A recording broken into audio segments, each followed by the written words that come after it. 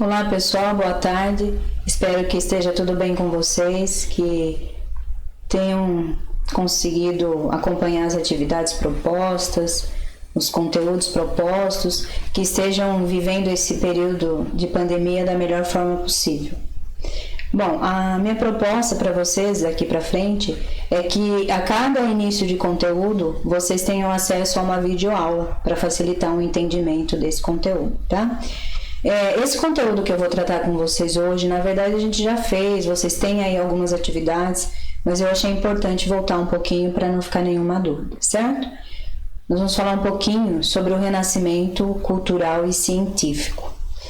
Bom, todas as nossas aulas anteriores, desde o início do ano, nós estamos falando sobre a Idade Média, que foi um período que durou quase 1000 anos, de 476 a 1453, e as pessoas tiveram uma vida centrada no campo, sobre o domínio dos senhores feudais, com sérios problemas de saneamento, consequentemente doenças se proliferavam muito rápido, também o domínio da Igreja Católica, que utilizavam a ignorância, a falta de conhecimento das pessoas, pois não sabiam ler, não sabiam escrever, não questionavam aquilo que a Igreja impunha para elas.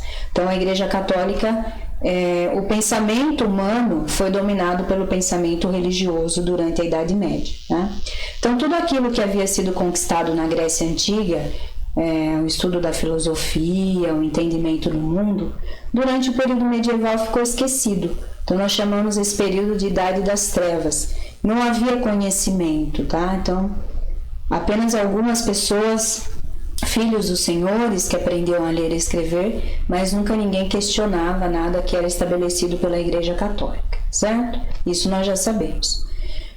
Bom, aí nós tivemos, entre os séculos XIV e XVI, um movimento extremamente importante chamado Renascimento Cultural e Científico. Esse movimento ele aconteceu principalmente na Itália, mas ele se espalhou por outros países da Europa, Portugal, França, Espanha. O que foi, na verdade, o Renascimento? Nós costumamos dizer que foi um movimento de renovação artística, cultural e científica. Cultural no sentido de que o ser humano ele começou a perceber a sua capacidade de entendimento. Ele começou a utilizar a sua razão, a sua inteligência para questionar aquilo que a igreja impunha para eles, para não aceitar mais assim simplesmente aquilo que a igreja dizia. Então o Renascimento teve uma mudança de pensamento, de comportamento das pessoas. O homem passou a querer entender alguns elementos que o cercavam, não só aceitando apenas pensamento religioso e explicação religiosa. E esse homem ele se tornou um ser curioso, investigativo, passou a utilizar técnicas de observação, de experimentação, e a partir daí surgiu o desenvolvimento das ciências, né? Então essa observação, essa experimentação, como ainda quando um cientista descobre, por exemplo, a cura para uma doença, não é da noite para o dia, ele vai observando, vai fazendo experiências até concluir algo como a cura para uma doença, um remédio, enfim. Então esses renascentistas, um grupo de cientistas que passaram a utilizar essas técnicas de observação e experimentação para entender o universo. Só que o Renascimento ele não ficou só nas áreas do pensamento humano e das ciências, tá?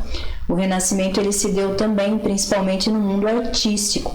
Então nós tivemos artistas renascentistas que também, utilizando técnicas de observação, começaram a produzir obras de artes tentando representar a realidade, o mais próximo da realidade possível.